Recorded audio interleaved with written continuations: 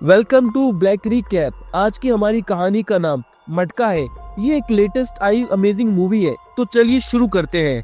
Movie की शुरुआत में वासु नाम के एक लड़के को दिखाया जाता है। वासु के पिता सड़क पर उसकी माँ को बड़ी बेरहमी से मार रहे होते हैं। ये वासु देख नहीं पाता। वो सड़क किनारे रखा पत्थर उठाकर अपने पापा के सिर पर मार देता है। अब सिर पर गहरी चोट आने के कारण वासु के पिता की वहीं पे मौत हो जाती है। सड़क पर कुछ लोग खड़े होकर ये तमाशा देखते हैं। वो लोग पुलिस को भी कॉल करते हैं और मौके पर वहाँ तुरंत पुलिस आ जाती है। पुलिस वासु को पुलिस स्टेशन ले जाती है। पुलिस स्टेशन जाते ही पुलिस का एसओ वासु से पूछता है कि तुमने अपने पिता को क्यों मारा। वासु पुलिस के एसओ, जिसका नाम रघु होता है, उसे कहता है कि मेरे पापा बहुत बुरे थे। वो हमेशा मेरी मम्मी को मारते थे, इसलिए मैंने उनको मार डाला। ये सुनकर रघु समझ जाता है कि वासु के अंदर बहुत गुस्सा भरा पड़ा है। वो वासु को जेल में डाल देता है। इधर वासु को जेल में डालने के बाद रघु सोचता है कि वासु है तो बहुत गुस्से वाला, क्यों ना वासु पर पैसे लगाकर मैं जेल के बच्चों की आपस में लड़ाई करवाऊं। बाकी लोग बाकी लड़कों पर पैसे लगाएंगे। अगर वासु जीतेगा तो सारा पैसा मुझे ही मिलेगा। रघु ठीक ऐसा ही करता है। इसके बाद रघु वासु की पहली फाइट करवाता है।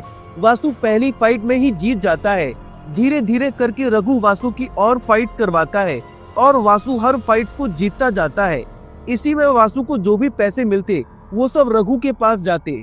ये सिलसिला कुछ सालों तक चलता है। रघु वासु का जेल में बहुत अच्छे से ध्यान रखता है और वासु रघु को बदले में हर फाइट जीत कर देता है, जिससे रघु के पास बहुत पैसे आ जाते हैं। अब कुछ सालों बाद वासु जेल से रिहा होने वाला होता है।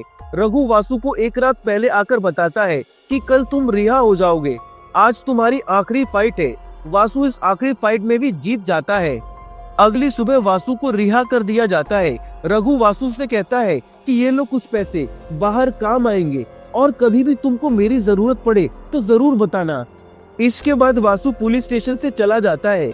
बाहर आते ही वो सबसे पहले घर जाने की सोचता है। वो अपनी माँ के बारे में सोचता है, माँ कैसी होंगी, कहाँ होंगे। उसे जेल में भी अपनी माँ की टेंशन लगी रहती थी। अब वासु एक रिक्शा करता है और अपने घर जाता है। घर जाकर वो अपनी माँ और अपने दोस्त को देखता है। वासु की माँ कुछ काम कर रही थी। वो अपनी माँ से कहता है, माँ तुम्हें अब काम करने की कोई जरूरत नहीं, अब मैं जेल से वापस आ गया हूँ, मैं अब काम करूँगा और पैसे कमाऊंगा। अब सीन चेंज होता है। अगले दिन वासु दुकानों में काम मांगने जाता है, पर कोई भी उसे काम नहीं देता। ऐसा इसलिए होता है क्योंकि वासु जेल की सजा काट कर आया था। थोड़ी देर बाद एक मोहन नाम का आदमी वासु को काम देने के लिए तैयार हो जाता है। मोहन वासु को अपने यहाँ कम पैसे देकर काम पर रख लेता है। अब वासु हर रोज मोहन के यहाँ काम करने लगता है। एक दिन जब वासु मोहन के यहाँ काम कर रहा होता है, तभी रेड्डी का आदमी मोहन से पैसे लेने आता है। असल में रेड्डी शहर का बहुत बड़ा गुंडा होता है। उसका आदमी हर दुकान में जा जाकर सबको डराकर पैसे वसूलता है। अब रेड्डी का आदमी जैसे ही मोहन से पैसे मांगता है, मोहन उसे भला बुरा कह के वहाँ से भगा देता है। जाते जाते रेड्डी का आदमी उसे रेड्डी की धमकी देते हुए जाता है। इधर रात होती है और वासु अपने दोस्तों के साथ पब जाने की सोचता है। वासु के दोस्तों के नाम होते हैं शिव और राजू, पर वासु को इस बात का एहसास होता है कि उसके पास पब जाने के बिल्कुल पैसे नहीं है। इसी कारण राजू और शिव वासु को रेड लाइट एरिया ले जाते हैं। वासु रेड लाइट एरिया जाता है, पर वो अपने दोस्तों से कहता है कि मैं ये सब काम नहीं करता, तुम लोग अंदर जाना, मैं बाहर ही वेट करूंगा। इतने में ही शिव को एक बहुत सुंदर लड़की दिखाई देती है। उसका नाम पद्मा होता है। पद्मा के साथ उसकी बहन सुजाता भी होती है।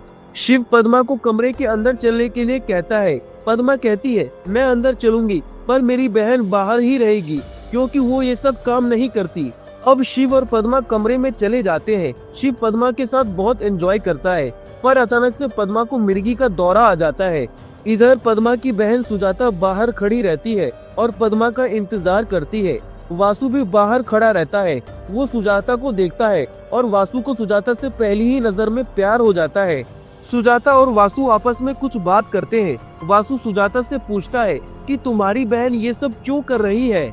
सुजाता वासु को अपने परिवार की बुरी आर्थिक स्थिति के बारे में बताती है, जिसके कारण उसकी बहन पद्मा ये काम करती है। इतने में ही शिव बाहर आता है। शिव घबराया हुआ होता है और सुजाता से कहता है कि तुम्हारी बहन को मिर्गी का दौरा आया है। सुजाता बताती है कि हाँ, मेरी बहन को ये बीमारी है। वो तुरंत अंदर जाकर किसी तरह पद्मा को होश में लाती है और वहां से चली जाती है। इधर वासु, शिव और राजू भी वहां से घबराकर चले जाते हैं। अगले दिन वासु दुकान पर काम करने जाता है, तभी वहां रेड्डी के आदमी मोहन को मारने पहुंच जाते हैं। कहानी में अब हमें रेड्डी के बारे में पता चलता है। रेड्डी पहले एक छोटा गुंडा था। कुछ टाइम पहले उसके गांव में कोयले की खदान के चक्कर में पोल्यूशन काफी बढ़ गया था। पोल्यूशन को कंट्रोल करने के लिए खदान पर पानी डालना था। इसका कॉन्ट्रैक्ट रेड्डी को मिल गया। रेड्डी ने इस काम में काफी घोटाला कर दिया, उसे बहुत पैसे भी मिले। इसके बाद वो बहुत बड़ा गुंडा बन गया। वो लोगों को मारने लगा था और उनको टॉर्चर करके उनके पैसे ले लेता था। इधर रेड्डी के आदमी मोहन को मारने जाते हैं। मोहन रेड्डी के आदमियों को देखकर घबरा जाता है, इसलिए वो वासु से रेड्डी के आदमियों को मारने के लिए कहता है। वासु रेड्डी के आदमियों को मारने के लिए तैयार हो जाता है, लेकिन वासु मोहन से कहता है कि मैं तुम्हारी जान बचा लूंगा, पर तुम्हारी दुकान पर अब से आधा हक मेरा होगा। अपनी जान बचाने के लिए मोहन ये बात मान लेता है। अब वासु रेड्डी के सारे आदमियों को बहुत मारता है। वासु सारे गुंडों से लड़ने लगता है और एक एक करके सभी को धूल चटा देता है। इसी कारण सारे गुंडे वहाँ से डरकर भाग जाते हैं। सारे गुंडे रेड्डी के पास जाते हैं और उसको कहते हैं कि वासु ने हमें बहुत मारा। रेड्डी बहुत चिढ़ जाता है। वो तुरंत उस एरिया के इंस्पेक्टर को कॉल करता है और उनसे कहता है कि आप जो चाहे पैसे ले लो, पर वासु को पकड़कर जेल में डालो। पुलिस इंस्पेक्टर ऐसा ही करता है। इधर पुलिस स्टेशन में वासु को सारे पुलिस वाले बहुत मारते हैं। थोड़ी देर में वहाँ रेड्डी के गुंडे भी पहुँच जाते हैं। वो इन लोगों को बोलता है कि एक काम करो, वासु को समुद्र में ले जाकर फेंक दो। रेड्डी के गुंडे ऐसा ही करते हैं। जैसे ही वो लोग वासु को समुद्र में फेंकने जाते हैं कि तभी वहाँ नाना भाई आ जाता है। नाना भाई उस एरिया का पॉलिटिशियन होता है। वो वासु को बचा लेता है। वो गुंडों को कहता है कि अगर तुमने वासु को कुछ भी करा तो मैं तुम्हारे घर वालों को जिंदा जला दूंगा। इससे सारे गुंडे डर जाते हैं और वासु को छोड़ देते हैं। नाना भाई वासु को कहता है कि तुम मेरे साथ चलो, मैं तुमको काम दूंगा और तुम्हें अपने साथ रखूंगा। वासु खुशी खुशी चला जाता है। हमें यहाँ ये भी पता चलता है कि नाना भाई के क्लब्स भी थे, जिसमें वो और उसकी गर्लफ्रेंड शीला पार्टी करने जाते थे। रात होती है और वासु नाना भाई के यहाँ कुछ काम कर रहा होता है। नाना भाई वासु से पूछता है कि मेरे साथ क्लब चलोगे, मैं और शीला क्लब जा रहे हैं। वासु मना कर देता है कि वो ऐसे क्लब नहीं जाता। इस पे नाना भाई शीला को लेकर क्लब चला जाता है। अगले दिन नाना भाई वासु को मार्केट का प्रेसिडेंट बना देते हैं। वो ऐसा इसलिए करते हैं क्योंकि वासु काफी निडर था। वो अकेला ऐसा था जिसने रेड्डी का सामना करने की कोशिश की थी। अब ये न्यूज सुनकर सभी लोग काफी खुश हो जाते हैं। वह सुजाता भी मौजूद होती है। वासु सुजाता से कहता है कि मैं तुमसे बहुत प्यार करता हूँ। सुजाता भी उससे अपनी फीलिंग्स एक्सप्रेस करती है। इसके बाद सीन कट हो जाता है। मूवी में अगले सीन में दिखाया जाता है कि वासु साड़ी की दुकान खोलता है। वासु नाना भाई के कारण धीरे धीरे बहुत आगे बढ़ रहा होता है। उसी दिन वासु सुजाता से मिलने जाता है। वो देखता है कि सुजाता और उसकी बहन पद्मा को कुछ लोग सड़क से पकड़कर ले जा रहे हैं। वो तुरंत उन लोगों को मारता है और सुजाता को अपने घर ले आता है। वासु सुजाता को घर लाकर बोलता है, क्या तुम मेरे से शादी करोगी? सुजाता मान जाती है। अब वासु खुशी से अपनी शादी का कार्ड नाना भाई को बांटने जाता है। नाना भाई भी खुश होते हैं। इधर रेड्डी को पता चलता है कि वासु शादी करने जा रहा है। रेड्डी अपने गुंडों से बोलता है कि वासु के परिवार वालों को खत्म कर दो। इसमें रेड्डी के गुंडे वासु की शादी में पहुंच जाते हैं और उसे मारने की कोशिश करते हैं, पर वासु सबको अकेला ही मार देता है। इतने में ही एक गुंडा चाकू लेकर पीछे से वासु को मारने वाला होता है, पर नाना भाई पीछे से आ जाते हैं और चाकू उनको लग जाता है। वासु उन गुंडों को मारकर तुरंत नाना भाई को हॉस्पिटल ले जाता है। वहाँ डॉक्टर कहते हैं कि इन्हें कुछ महीने का बेड रेस्ट चाहिए होगा। इस पे नाना भाई वासु को कहते हैं कि जब तक मैं यहाँ बेड रेस्ट कर रहा हूँ, मेरे सारे क्लब और कारोबार तुमको ही संभालने हैं। वासु उनकी बात मान जाता है। वो दिन रात मेहनत करके नाना भाई के बिजनेस को काफी बड़ा कर देता है। इसी तरह कई महीने बीत जाते हैं। इधर नाना भाई वापस ठीक हो जाते हैं और फिर से अपना कारोबार संभालने लगते हैं। इस पे वासु के दोस्त उसको कहते हैं कि तूने दिन रात मेहनत की, नाना भाई का काम बढ़ाया, बदले में तुझे क्या मिला? कुछ भी नहीं। वासु जवाब देता है कि मैं खुद अपना बिजनेस बड़ा करूंगा, पर इसके लिए मुझे पैसे चाहिए। उसके दोस्त वासु को महेश के बारे में बताते हैं। वो कहते हैं कि महेश नाम का आदमी 1 लाख के बदले 20 लाख के नकली नोट देता है।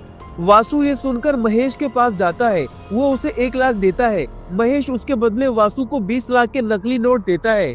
पर रास्ते में ही पुलिस वाले वासु को पकड़ लेते हैं और पैसा मांगते हैं। वासु उनकी आईडी मांगता है, वो नकली पुलिस वाले अपनी आईडी नहीं दिखा पाते। अब वासु को यकीन हो जाता है कि ये गुंडे महेश के खुद के भेजे आदमी है, ताकि उसे नकली नोट भी मिल जाए और वो 1 लाख भी। वो इन नकली पुलिस वालों को बहुत मारता है और सारे पैसे लेकर घर आ जाता है। वासु के दोस्त वहीं पे होते हैं। उसके दोस्त इतने सारे पैसे देखकर चौंक जाते हैं। वासु कहता है कि मैं महेश से सारे नकली नोट ले आया।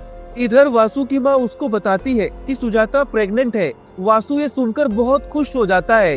वो सुजाता को जाकर कहता है कि मैं अपने बच्चे को सारी खुशियाँ दूंगा, तुम चिंता मत करो, मैं दूसरे शहर जाकर बड़ा काम ढूंढूंगा और खूब पैसे कमाऊंगा। सुजाता वासु की ये बातें सुनकर उसे गले लगा लेती है। अगले दिन वासु अपने दोस्त को लेकर बाहर शहर में काम करने के लिए निकल जाता है। इधर बाहर जाते वक्त रास्ते में वासु देखता है कि कुछ मजदूर बैठकर जुआ खेल रहे हैं।